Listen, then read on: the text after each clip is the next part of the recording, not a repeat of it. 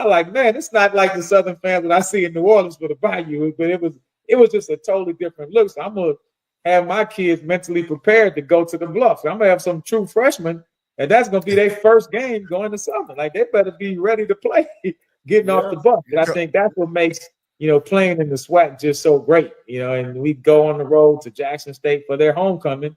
We go to FAMU, so we got some really tough home games. I mean, road games, and going on the road in the SWAC is tough, man. It's every game you win in the conference is a tough game. You go to Mississippi Valley, you better be ready to play. You're already down 14-0. You get off the bus, you're already losing. You go out there like it's a tie game and they score first, you're not getting out of there with a win. And so I just love the competitiveness of the conference, from the fans, the players, the bands, just the whole aspect of it. It's great. Well, you didn't get a chance to pay my man over in Colorado back. So but now you can get Terrell Buckley. Hey, Coach, I was gonna bring that up, Coach. And this is just something I noticed when I was looking for a flyer to do for the game. I was just looking through a gallery of pictures of you, Coach. And one thing I noticed is that when we met you at the spring game, you guys invited us over to the Hornets Nest. You weren't the same guy that refused to hug Dion that day. You were such a nice and gracious host that day. And then today, you come on, you're smiling, you're such a nice man. But Coach, when I was looking for photos, and most of them were game day photos, this is not the guy I see on game day in those photos. You have to be two different type of people. I got one of my freshmen, kid from South Florida. So I'm telling him, I was like, hey man, I said, Coach is cool, and we laughing and joking. And he came up early in the spring, so he came in January. So ended up playing for us a lot. He'll probably start for us this year. Great kid. And so, just going through the spring, and in the spring, I may give him a little taste of it, but I'm like, look, man, once the season starts, you come back in August, Coach gonna be a little different type of guy. So once we get into the season, my go-to song in college was Scarface, Ghetto Boys, Mind of a Lunatic, right? That I know it from beginning to end. So I come in there with my little speaker, and I'm like, I'm going insane. I can't be quiet. The mind of a lunatic, consider psychotics. I'm rapping the whole thing, word for word, cuss words, everything. So the kids like, whoa. I say, hey man, it's the first week of the college football. So then they're like, man, Coach on some different stuff. So what I tell people is that, what it takes to be an NFL linebacker, the type of the mindset, the mentality of like I'm trying to knock you out the game. I'm not trying to tackle you. I'm really trying to hurt you. Like I'm really hoping that you get knocked out of the game and get to come back and play next week. That's my goal. I ain't trying to permanently hurt you, but I'm definitely trying to knock you out this game, right? And so for me to have that type of mentality, and I have that same type of mentality as the coach, like I'm trying to intimidate you, dominate you, the whole thing, you right? I don't care about you, your fans, your cheerleaders, your president, all of that. I don't like none of y'all. I hate everybody.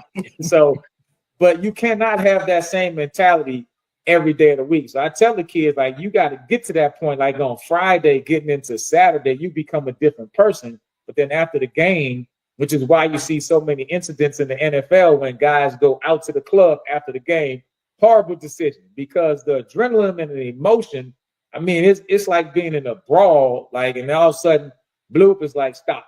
And so when I tell them, like, you got 60 minutes to legally do whatever you want to do to another person. And then at 60 minutes and 5 seconds, now it's assault. You got to stop. You know what I'm saying? And so you got to teach the kids how to get to that level, but then come back down. And so it's just, to me, I don't think you can play like football. Is not like tennis or golf where you shake hands and how you doing and all that type of stuff. I mean, it's a different mindset.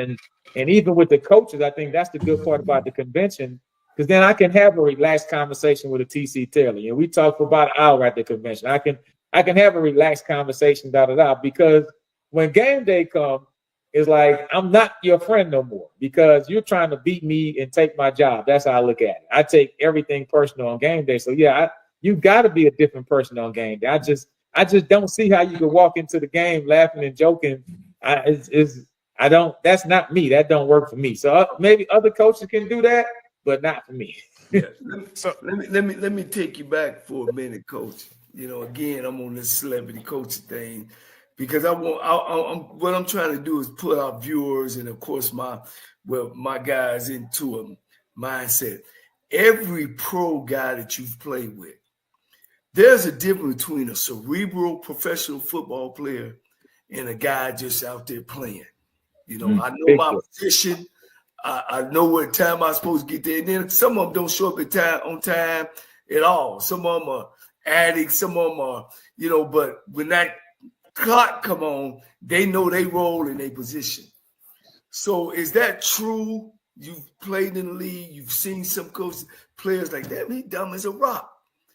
Kind of go through that scenario because every player, because I want people to understand what's a cerebral player.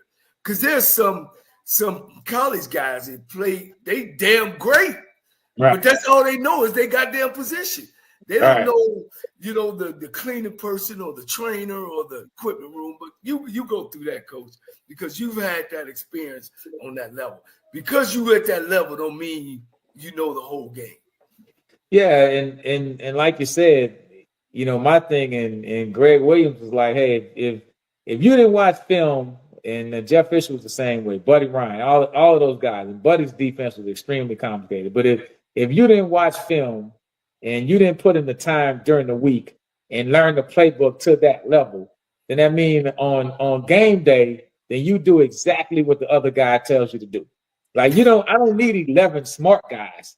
I need about 4 smart guys. I need the not so smart guys to be smart enough to know, listen to the smart guy. Like, don't question me. So I've had some young guys who are rookies. I'm like in year 7 or 8. Like I didn't got this thing figured out. Like I know what I'm doing. And 9 times out of 10, if I tell you that the offense is doing something, I'm right. And if I'm wrong, I'm man enough to go to the sideline and tell the coach that I told you to do it. So the worst thing you could do as a rookie, when a vet who watches film, who's a smart guy, I'm like, hey man, go do this blitz.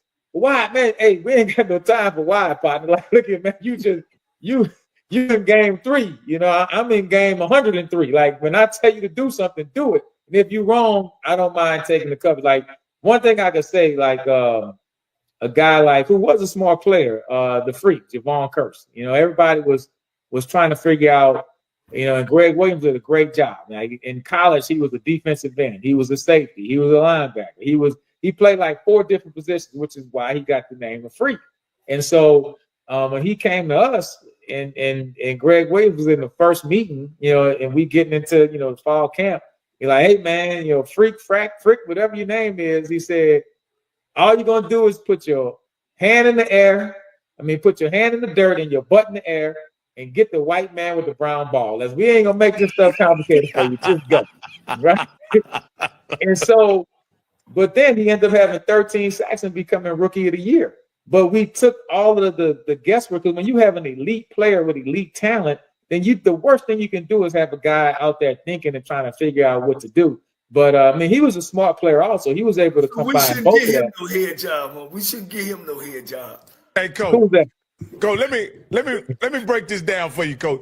What he want to say, when you have a hyper athletic quarterback and a deep threat as coaches, can those 2 guys be effective head coaches? That's what I want to say. A hyper-athletic quarterback that was known for not being cerebral, but was known for being a human highlight. The Michael Vick experience. I ain't asking Coach. I'm not asking Coach that. Who is known as a deep threat to take the top off the defense, right? Can those guys be effective head coaches? That's what he's asking you, Coach. Get him, Bishop. No, I'm not. Get him, Bishop. I got it. So I would say this is, so if you look at the role of the head coach, is and this is how I look at it. All right, and this is what has been working for me. It's not my job to come up with an offensive game plan. It's not my job to come up with a defensive game plan. It's my job to point out when the game plan is not right. And then I got that from Coach Markham. It says I use my Coach Markham vote. Shit, it's their job to coach. It's my job to tell them when it ain't right, and then I'm gonna tell them go fix it. You know what I'm saying? So if I'm looking at my offensive coordinators, I'm like, hey, coach, now, all right, these guys keep coming off the edge. Like, what's the solution to that? You know what I'm saying? And get me the solution before we get into the game. But I'm looking at my punt team, like, all right, man, they keep twisting. They didn't block 2 punts in practice. Like, that don't look right. Let's make sure we get it fixed. I'm paying the coaches to fix that, but it's my job to understand, hey, that don't look right. So as head coaches, I think anybody, including, Vic and Jackson, they got to be able to say, hey, now look here, I've been doing this enough that this concept does not look good. And then you got to be able to tell the coaches that, hey, this is why. And then so you have to know football from that standpoint. Then you have to be able to manage the game and lead men. Like, you got to be able to, I remember my first game, and this is with Coach Gresham, right? So you'll find this funny, Johnny. So we're out there.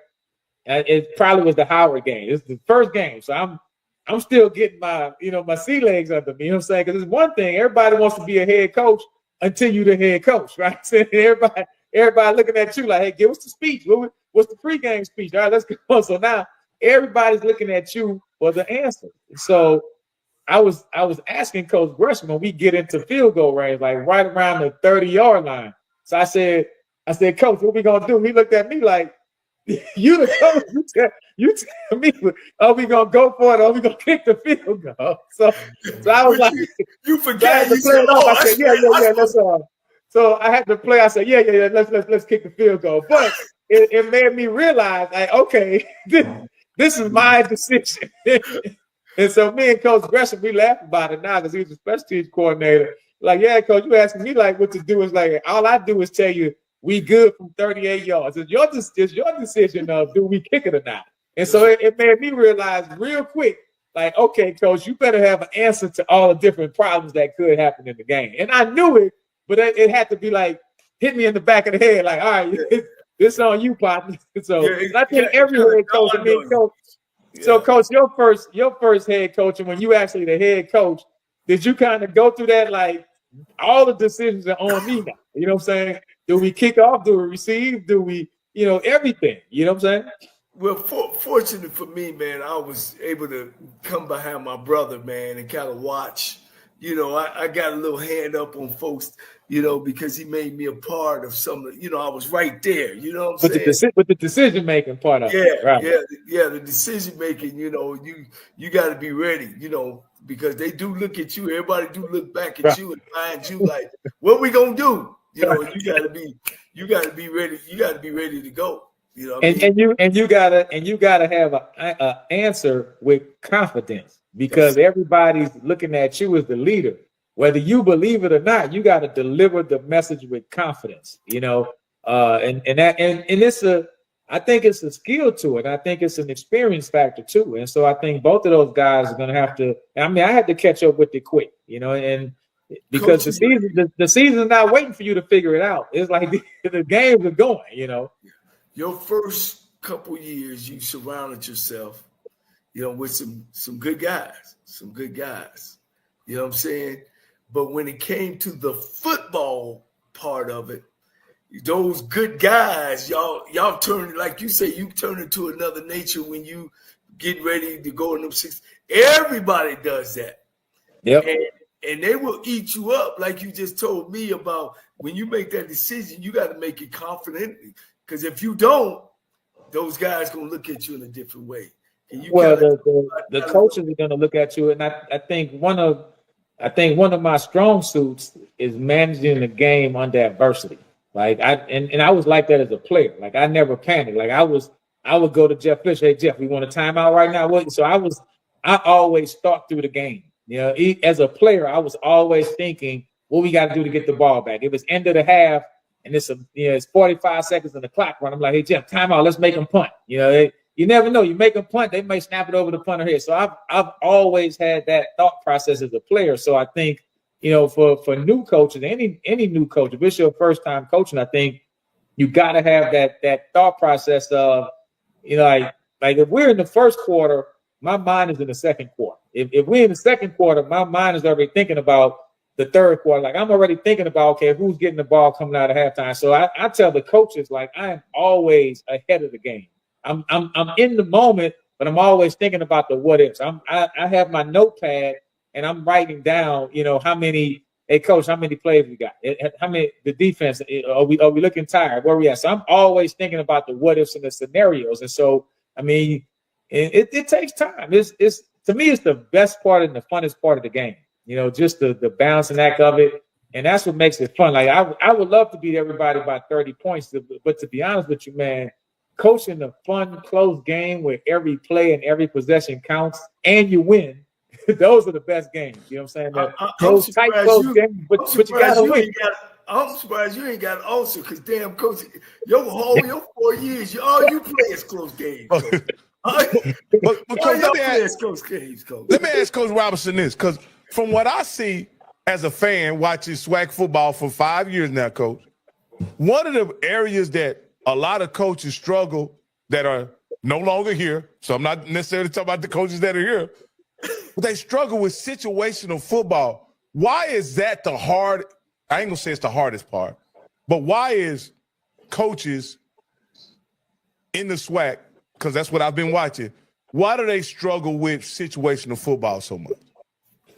Well, I think if you don't prepare for it during the week at a high level, and the kids have to be prepared for it, not just the coaches, and you have to make it uncomfortable, And talking with Marvin Lewis about that, he talked about that at the conference we went to, just about like you cannot practice enough situational football. Like the kids, I go through the same drill of how to end the game every week. As our plays, the last 3, last 2, last 1, knock it down. Like every kid can repeat it. That's going to be on the field, because in the heat of the battle, it's one thing for me to know it, but the kids have to know it also. If anytime during the year, if I'm watching. Like I watch a football game just to see when the situational aspect comes. So if it's a game that's at the end of the 2 minutes or after the end of the half, I'm gonna sit there and watch it. But it's a practice rep for me, because I'm thinking, what would I do as a coach in this situation? Would I call a timeout? Would I not? I'm gonna watch the Commanders in the UFL league. I forgot the name. Is it UFL? That's the name of it. Yeah. UFL. Yeah. I'm gonna watch those UFL games.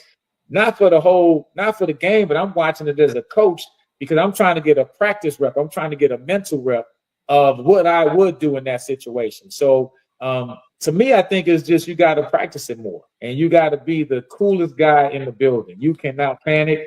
If you notice me, it's very seldom that I jump up in the air after play. Like I get excited when the score is at 0 and we have won the game. Like I can't get excited over a touchdown or interceptions or turnovers. I'll show emotion, but I'm not going to be around here jumping up and down. That's just not me, because I'm always thinking of what's next. Will it be an onside kick? It's always a situational aspect of it, but we practice it. I would hope to say we practice more than anybody else in the conference, but I know our whole practice is set up around situational football, whether it's backed up. I remember the first year when we had Davis was at quarterback, and we had a situation where we would always practice our backed up plays. And then a couple of weeks we would do it in camp, and we got really good at it. First game of the year against Howard, we had a 99-yard drive, and the kids came into the huddle. Man, coach, we practiced it. We practiced backed up. We know what to do. So now the kids go out there with confidence. We get a 99-yard drive. So as a coach, hey, man, we're good at it. So we didn't practice it a couple of weeks. Come back towards the end of the year, I think week 8 or 9, we play FAMU. We backed up on our -5-yard line. Quarterback looks, bam, we take a safety. But you know what? We hadn't practiced it in 3 weeks. So is that the kid fault or the coach fault? So now, you know what? I practice situational football backed up every week.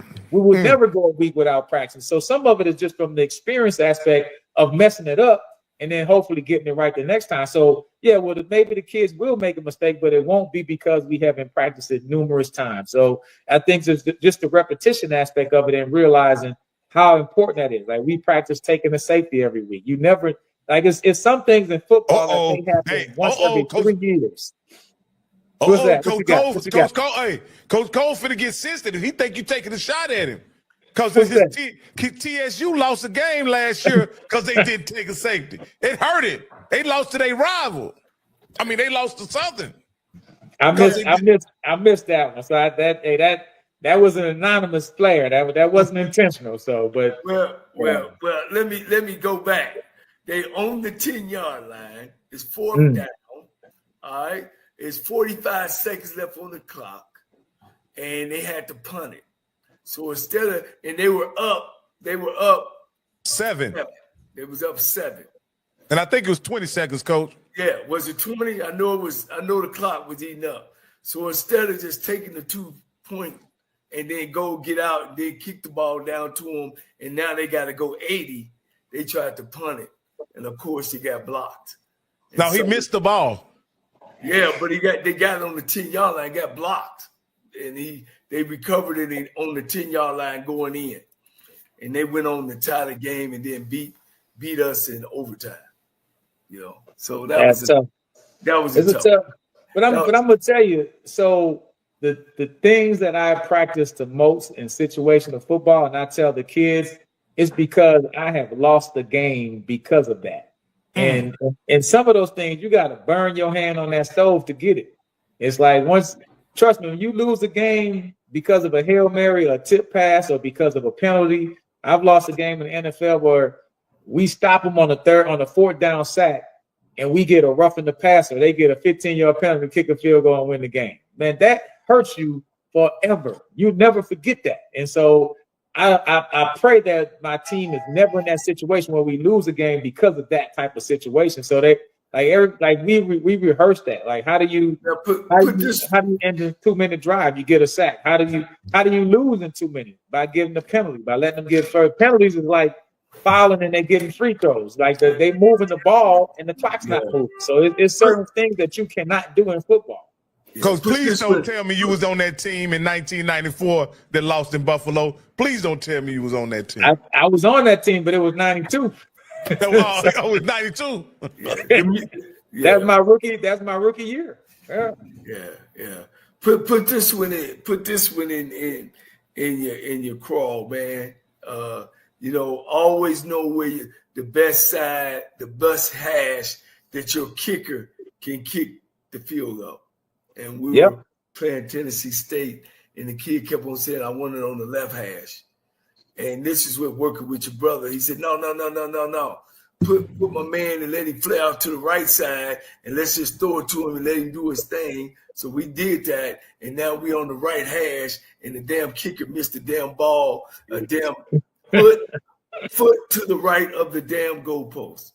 And we could have went like 10-1 that year. But so now the first thing, of course, Eddie, you're gonna be thinking in your mind. I'm gonna tell you, like my man on Ricky Smiley, when he be playing that music all the time, it's gonna be in your mind all night long. So now you're gonna remember this. You're gonna be like, hey, what's that? The kicker kicked him. What's his best hash mark? So you're gonna remember it. It's funny you say that because Buddy Ryan. He would always tell us, he used to coach with the Vikings, right? And when they would run the trap play, he would, you got to play inside the trap play. The linebacker can't play on the outside. You're going to get us beat. And I was like, why is he so emphatic about this? Well, the reason why, he was coaching linebackers for the Minnesota Vikings when Tony Dorsett went 99 yards because the linebacker did not play inside the trap. So he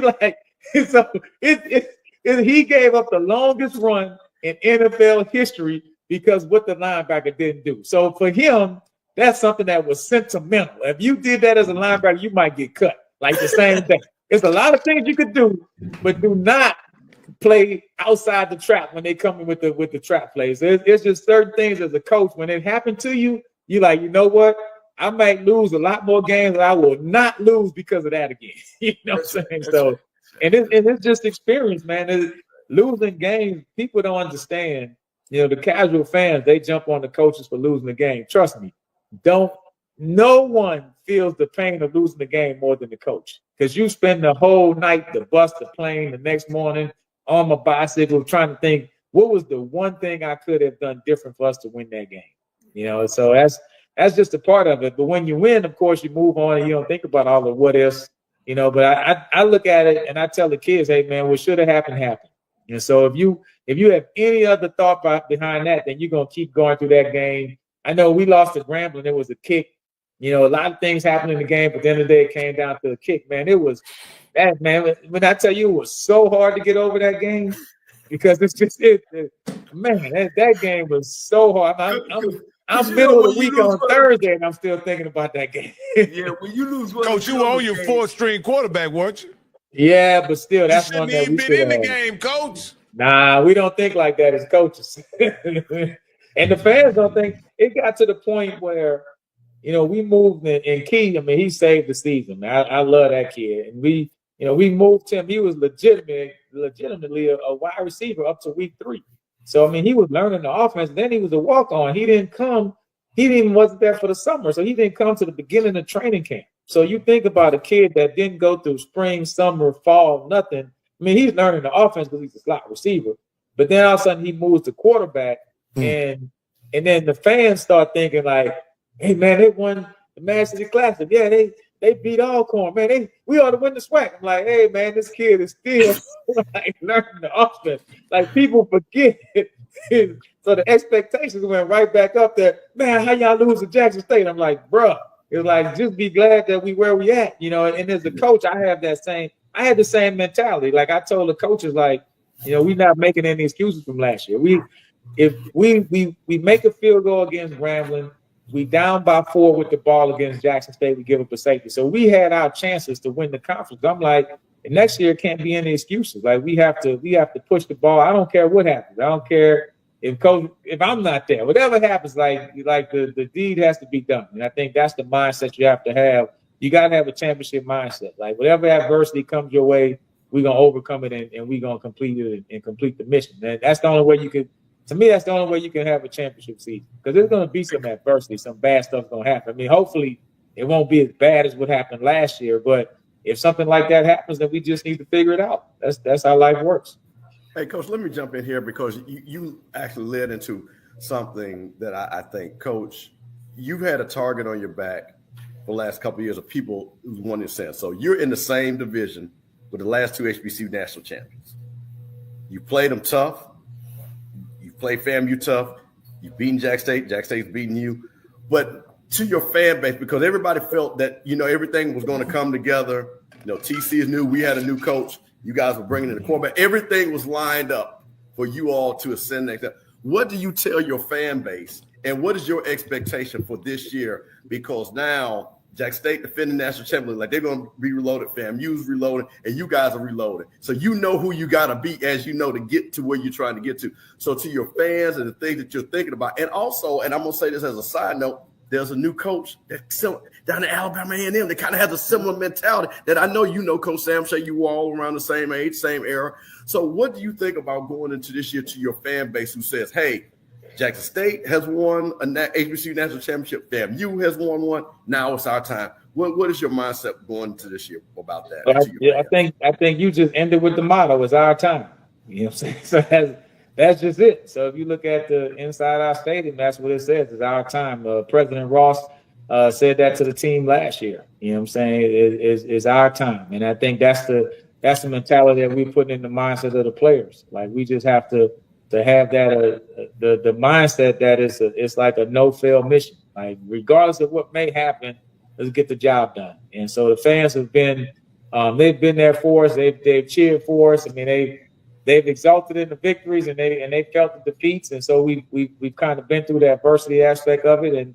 And so what I tell people is, like, if you're climbing Mount Everest, and I do a lot of hiking and all that stuff. I never want to climb Mount Everest. That's not on my wish list. So, but the first thousands of feet, is here. You're ice climbing and stuff like that. But then, when you get to the last part, the last couple hundred feet, then it's the kill zone. And in the kill zone, you got to have oxygen. And they call it the kill zone because it's the hardest part. And to get to the championship level, right? You can have a really good team, but it's the difference between a good team and a championship team. Like, to be a championship team, that last bit is the hardest part. And I feel like that we're right there, but I'm telling that to the players. Say, this is the hardest part. Like, you have to go every day to say, win today. Are we working hard enough? I just had that message to the team. Are we working at a championship level? And they're like, yeah, coach, maybe. We don't know, is the honest answer, because I don't know what they're doing in Jackson. I don't know what they're doing down in Tallahassee. I don't know what they're doing up in Huntsville. I don't know what they're doing in Itabena. So I don't know what they're doing in Daytona. So it's like, you got to have a paranoia about it that I'm not working hard enough. And that's how I was as a player. And I want the team to have that same mindset that you got to work at such a level that you're always fearful that you're not working hard enough to reach your goal. And I think if we have that type of mindset of, and it's not a desperation type mindset, but it's just a mindset of that we're going to make sure that we outwork everybody else that we may have to play. And your mentality has to be that I've outworked you. So then, nothing's guaranteed, but I know that I've earned the right to win this game. Then you have to go out there and win it. Ultimately, you got to prove it on the field. So, I'm looking forward to the season. But like you said, some great matchups. And then with Coach Shade coming to A&M, like you said, he was coached by Greg Williams. He's in the same mentality I am. Defensive guy, safety, downhill, smart player, cerebral player. So, he's going to have that program moving in the right direction. And it's the Madison City Classic. So Coach, that game is going to be 9-6. Y'all favorite in. That's the way it's Coach.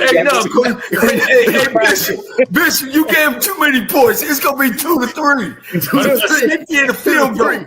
2-3, and they're gonna be mad about that. Now, Coach, one last thing, and then I'll let you go on my end.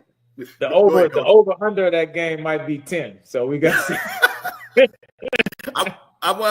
listen, I'm gonna put some money down there because your AD still owe me a bottle of liquor from y'all homecoming. So I'm gonna put that down on that, but I'm gonna put on y'all side on this one. Coach, I wanted one last thing, and I think this is so important in this era: NIL, the transfer portal. And being at a HBCU where you and I both, and everybody here that's listening knows how great the experience is of just going to the school. You knew what it is. How do you try to sell that in this NIL? When you're looking in the portal, or you've been talking to these high school kids, because now I even hear the high school kids, hey, well, Coach, I'm going to get it. If you give me $1,000, how do you say, hey, listen, we do have, because I don't know exactly what you guys do on a collective, I'll let you speak on that. But what do you sell to these guys? First of all, your portal discussion, and then to the heads of high school about why it's so great to be part of Alabama State University. Well, I put it like this: I won't even say just Alabama State University. I think all of the HBCUs. And one thing, Coach Dewey. I don't know if Johnny, you may remember Coach Dewey. He was coach used to be at John McDonough in New Orleans, and he coached at Southern. So I remember me coming out of high school. My dad worked at the Superdome.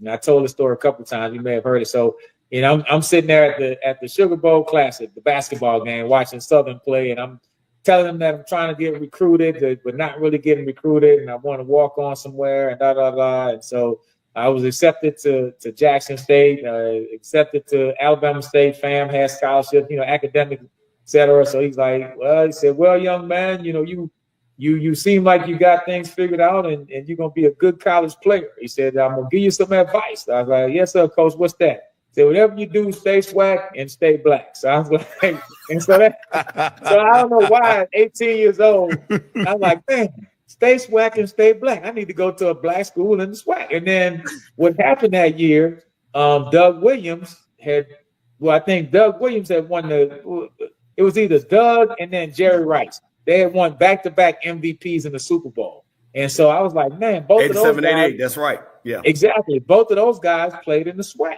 And then I'm like, man, I've been to the Bayou Classic all these years. So in my mind, I was like, I'm going to go to a SWAC school. But it was because it was Coach Dewey said. So I think what I tell kids, and I tell kids I'm recruiting to, hey, I want you to come to Alabama State. If worst case scenario, stay SWAC and stay black. If you go to a SWAC school or go to an HBCU, and I think what happens, what people don't realize, if you go to a school in Ohio, in Kansas, Michigan, whatever, you go there for 4 years. All right, you leave, you go back home. Do you go back to homecoming? Do you participate in the university the other way? Probably not.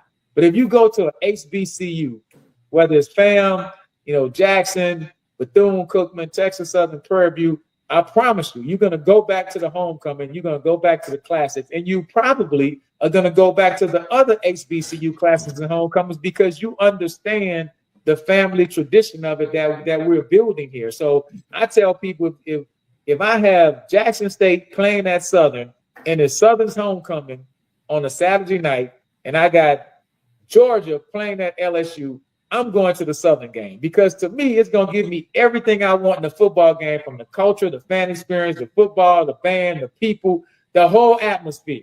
I'm going to feel welcomed. I'm going to feel a part of it.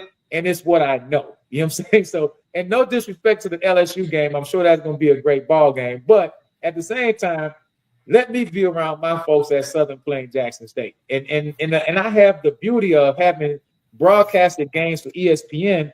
Like I've done the Florida Classic, I've done the Jackson State's homecoming, I've done Jackson and Alcorn. So I did the Hampton in Norfolk, the Battle of the Pay. I've broadcasted all of these games. You know, my son went to A&T. I've been to the GHO. So trust me, man, the HBCU experience is a beautiful experience. And once you get part of the HBCU family, not just your school family, I mean, you're going to find your way to the different homecomings, and you're going to have the competition of which one's the best, what's the biggest classic, et cetera, et cetera. So to me, I just love being a part of it. Like I'm happy in the space, and I think we're in a great space, not just as the SWAC, but just all the HBCUs, in my opinion. Right. Coach, man, boy, we're going to end it right there, man. I know you just coming off the road. You went to the Vegas. Did you get a chance to stop in New Orleans to the Legacy Bowl? No, I'm headed to the Legacy Bowl tomorrow. Okay. I think we have 6 players playing in the game. So wishing those guys, Who's those 6 guys, Coach? If you could name them right off, just so we can root for them. Who do you know? Who name them right off? Yeah, I have my 2 linebackers, Rico Dozier, and also DeMarcus Cunningham, 2 all-conference guys. I have Edmund Scarborough, that's my safety. James Burgess, who was the Aeneas Williams Award winner, the first national award we've had in quite some time. So that was big for him. And also Traquan Thomas, who led all the FCS in sacks. And then my offensive center really is done, who was a 4-year starter, 2 years at Bethune-Cookman, 2 years with us, a 2-time all-conference guy. So wishing all those guys the best of luck. It's something that I hope that they continue, because it's just a great experience. And it's something that I used to recruit with.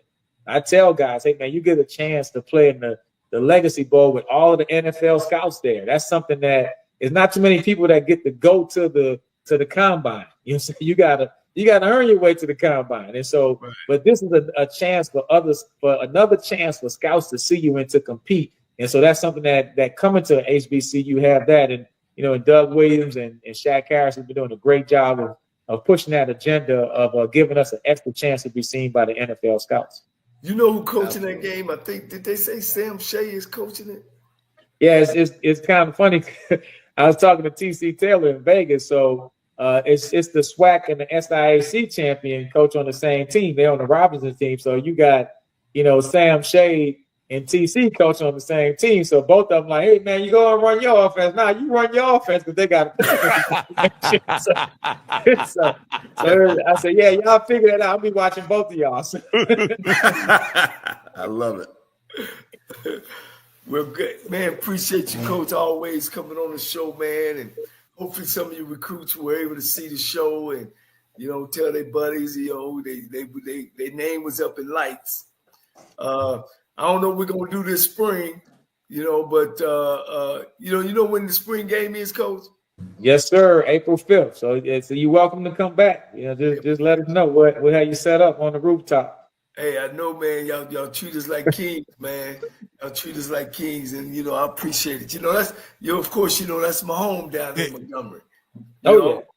Coach, is it gonna be like a game day experience like it was last year? Because last year it was nothing short of a game day experience, from the tailgate with the RVs to how they had the I guess the midway set up for the kids and all of that, and then you had a tremendous turnout by the fans, and it was a sensational display of football as well. So are y'all gonna have that same game day experience? Yeah, absolutely. You know, last year was really good because the Orange Blossom Classic, they did a lot for us. We was playing in that game, so they came down and did a big part of it. But yeah, we'll definitely have that going. It's going to be the ASU Connection Day, so that's when we have all of the juniors, not just football juniors, but just juniors in general and seniors that are coming back, trying to recruit students to come to Alabama State. So you'll have that connection of it. So it'll be a really good weekend. I think we kind of partnered all together and kind of put it around that spring game. We're looking forward to it. It's a good chance for the fans to come out and to see a lot of the new players with the portal kids. And so I think the spring game has a little bit more excitement than usual, just on all college campuses, because everybody's trying to see, you know, what new players have come, and the teams change over so much year to year. So we're looking forward to it. And the kids are going to go out there and compete, and, you know, just the first chance to see them in a real live game experience. Wait a minute. Now, Coach, you just opened up something. I got one last question for you. the coach Rule up in Nebraska, I'm not going to have a spring game. People are watching my players. They're going to steal my guys. You as a coach, now I know you guys are going to have spring game, but when you heard that and you starting to hear, well, now maybe people are not going to have spring, what is your thought about that, coach? Because I thought that was just ironic because if the kid is going to leave, he's going to leave no matter what, if you're playing or not. And I just thought that was because the spring game, especially at a place like Nebraska, but even no matter what, spring games are a big deal for just the school to bring the alumni in to raise money, to get enthusiasm for next year. What did you think about that, coach? Well, you know they don't have a problem raising money, but go ahead, coach. Yeah, well, for me, I think you have to, just the reality of it, you have to be aware of that. But I think ultimately you have to develop relationships with the kids. Now, you know, relationships only last as much as the dollars go by too. Because, you know, kids, coach, I love you, man, but hey, man, you know, so from the money standpoint, the relationship will deteriorate really fast when the dollar starts to increase. So we all understand that. I mean, I can see where he's going with it, because if you have a kid that's looking like he's at the next level, for me, spring is, to be honest with you, I'm trying to find I don't need the all-conference guys to go out there and play in the spring as much as I need the young guys to show me that they're stepping up to the next level. So I'm using spring more for the younger guys to step up. Now, yeah, some of my older guys, they'll get a rep or two. So I think if I was the coach and I was really concerned about that, then just don't play the old guys as much. Give them a series and take them out. But really, it's supposed to be for the young guys to get 20 and 30 plays so I can see, and what's the breaking point of this kid? Can I trust him in the game environment in the fall based on what he did in the spring? So I think if you look at it like that, you can still have the spring game. And then hopefully, I mean, it's the posting the rosters is just part of it. You know, it's supposed to be no tampering. But when the kid, it's just like the NFL. Hey, no tampering, but a guy gets into free agency in the first day, he signs a super complicated contract. Well, obviously they were working on that before 6 a.m., right? It was signed at 8. So the same thing with this, when the portal opens up April 30th, and all of a sudden the kid gets into the portal and signs the same day. Well, he didn't make that decision in one day, right? So it's kind of that nobody's tampering, but then these kids are jumping in the portal and switching really quick. And that's just an unfortunate part of college football. So. You know, Coach, part of, and I'll just say this, for you, Coach, part of your pitch has to be that if you come to Alabama State and develop, you can have an opportunity to go somewhere else, right?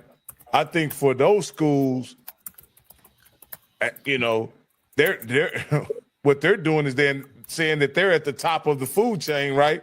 And there is no better place to go. But I also think there's also a part of it, Coach, where if the player doesn't get exposure, he loses opportunities. And I'm not talking about the starters. I'm not talking about the guys I'm talking about your graduate guys. I'm talking about guys that may be out there that can't play at Nebraska, that they want opportunities elsewhere. So I don't know, Coach. I think being fair to the kid is giving him every opportunity to be the best player he can be. He's only going to be 18 to 23 one time. And if there's opportunity for him to make money or have the best experience possible, I think, in my opinion, coaches owe that to him. And because anytime a coach gets an opportunity to go make some more bread, they generally take that opportunity. So that's just my 2 cents, Coach. But the only thing I would say to that, I don't think there's no top of the food chain, because really, you know, there is no top, because the money. I mean, you can be at Michigan, and then, you know, Ohio State or Florida can offer you more. So what's the top? Like the that's a great Georgia, point. The quarterback at Georgia, like you at Georgia. Like, what don't you have as an athlete at Georgia? And then you still get in the portal and go to Miami. So what's the top? Yeah, you got a great point, Coach. Every school has a player that they didn't want to leave who left. So there is no top. So I think, and people say, well, the HBCUs, you're a JUCO, da da da. Well, you look at the schools in the Sun Belt. If you look at their top players who are all conference, what do? They leave and go to the SEC. If you look at the SEC, their top player, they leave from one SEC school. You know, the running back from Ole Miss left and went to Ohio State. So what's the top? There's no top. Like every team. So when people say, everybody's leaving the HBCUs, no, everybody's leaving every school. We all have the same issue. So there's no top. That's a great point, Coach. Great point. Thanks, Coach. Thanks for answering that. Because like a lot of people want to, it's good to hear your coach's perspective on our level because I know you guys are facing those challenges and things like that. And what I hope is that sometimes, as they say, you let the tail, wag the dog. And I don't want that to permeate down to HBCUs where we're reacting to something because, like I say, spring game, and like I said, you guys had a tremendous one. I would hate for it all of a sudden become a band competition and you out there doing flag football because Eddie Ross ain't no flag football player. Well, I would say this. Now we're not going to televise the spring game live and show it to, and let every and let every other program, analyze the roster on the videotape. Now we won't do that. You know what I'm saying? Right. Yeah, you made that clear last year. Right. So it won't, it won't be, live on the network now. And I think that does not make sense. To televise your spring game to everybody. I think you got to have some control over it. Now, but at the same token, I can't stop a coach from another school coming there to watch a player. So it is what it is. It's just, Lastly, Coach, how you rank your recruiting class from time you set foot or seat to today? How we rank this community? This recruiting class? Man, I think this class has a lot of potential when I look at, and it's all potential. But if I look at the amount of defensive linemen that we've signed, I think they can play. The defensive guys, I think, can really help us out. You know what I'm saying? I feel like they can play right away. The two offensive linemen, I feel like that one of them can play now. And so I think, if they develop into what we think they're going to be, then I think this could be one of the best classes that we've had. The first year was kind of rushed. The second year was a little bit better. And I'm just looking at from the number of guys that have stepped up and actually played. Last year was good because we had like 3 freshmen who actually played. We've been doing a good job of redshirting a lot of the freshmen. But we had one kid who was a Master League Classic MVP and Tayshawn Sims. And so that was really big. Another defensive lineman that played.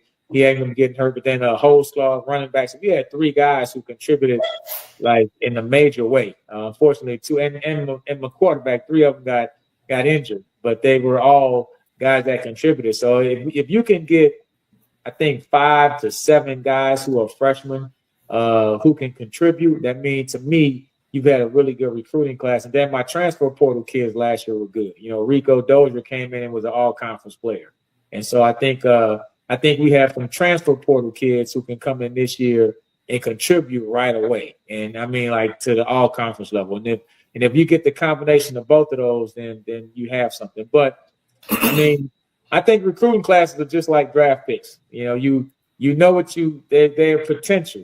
Coach, potential means you ain't done it yet. So we got to see if they're gonna come here and do it. But the expectation is that they will be better. I think we have the potential to be better than what we were last year with the guys that we brought in.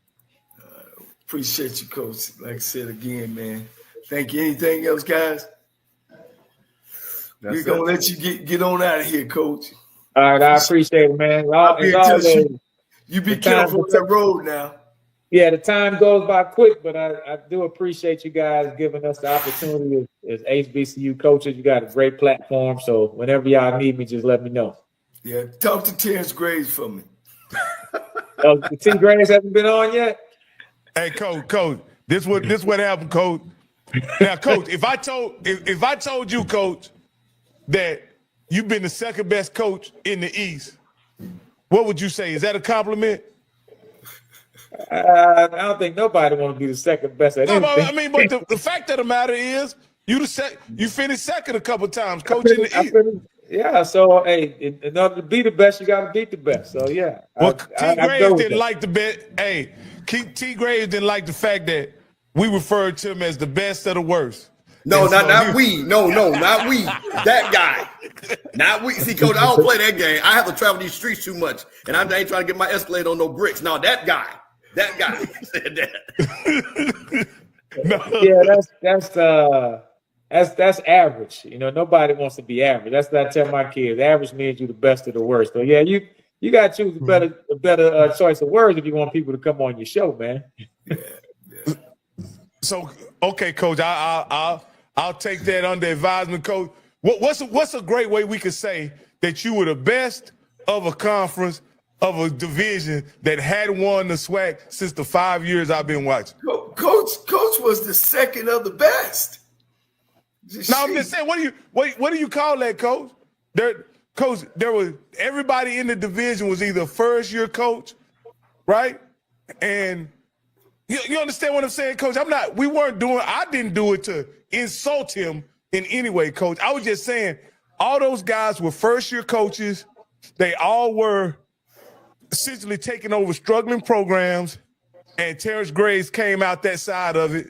That was the fact. Now, I wasn't trying to insult him in any way, and I don't think Coach Cole was trying to insult him, but it was just a matter of the fact that that side has not won the SWAC since I've been watching.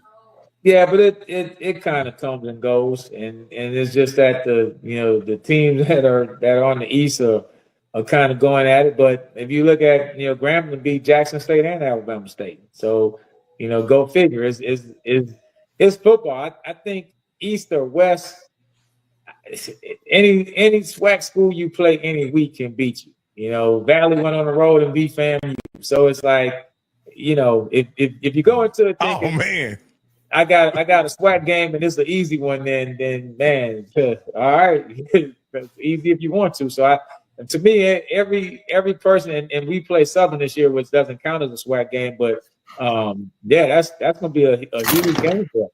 And I think any of the 12 teams can beat any of the other teams. So I don't really think it's where the East has been winning the last couple of years, but I don't think it's where the teams in the East are dominating the teams in the West. If you look at it, I mean, the teams in the West are winning also. I think we lost to Grambling in the West, and I think we beat Alcorn, and I forgot the other team we played. So, but still, it's all tough matchups. I don't think it's to me, people may say, yeah, the East is a whole lot better, or if you rank them 1 to 12. But if you look at the way the teams play each other, it's competition all down the road, up and down, in my opinion. So,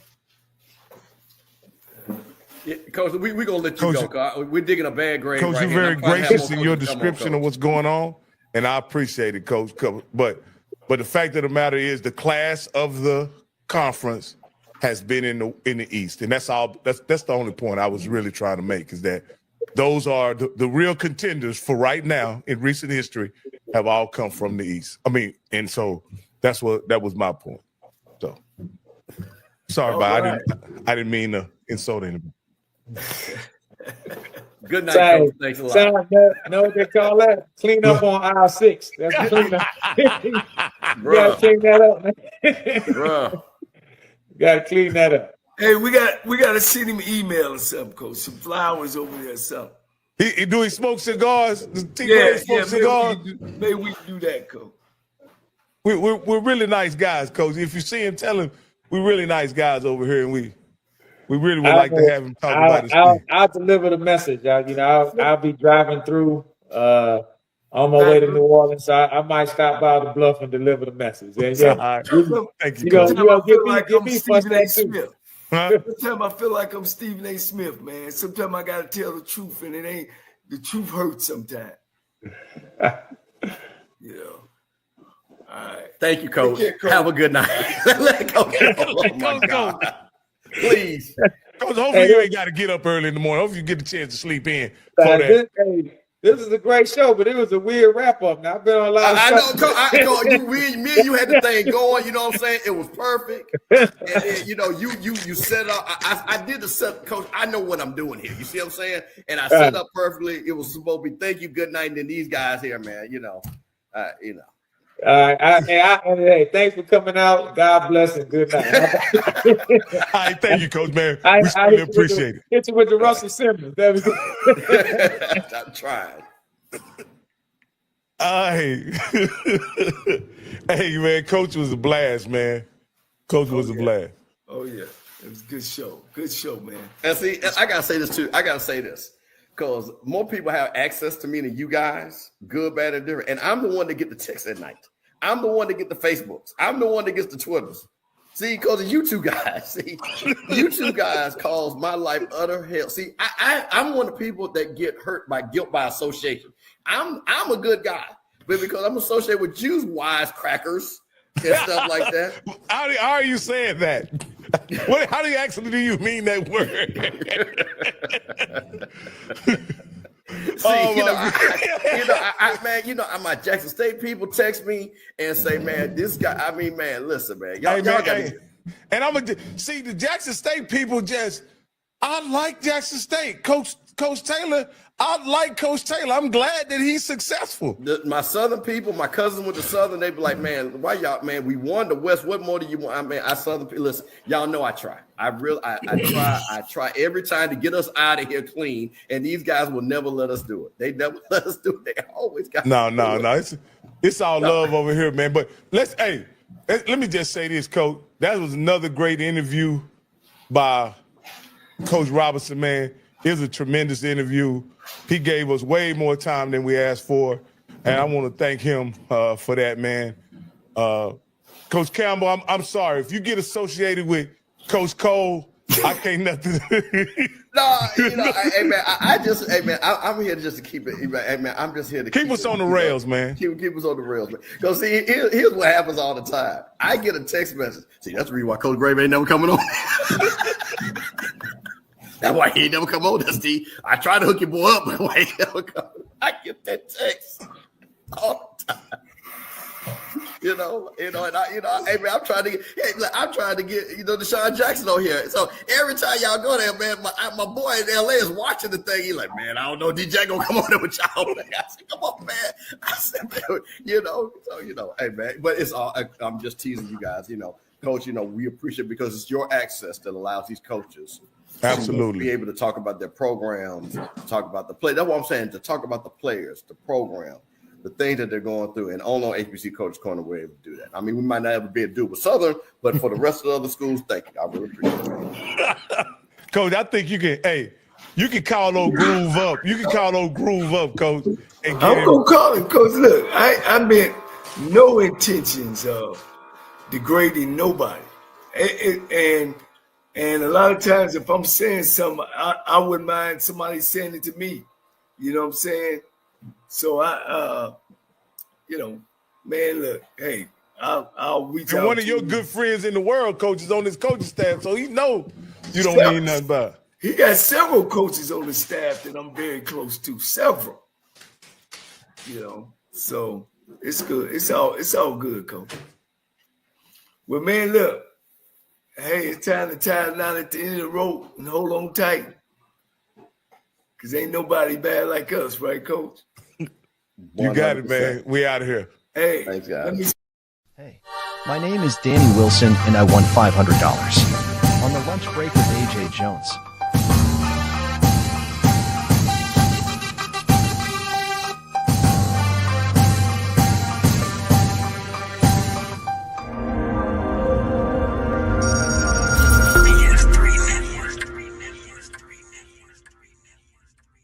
BS3 Network, changing the way you watch TV.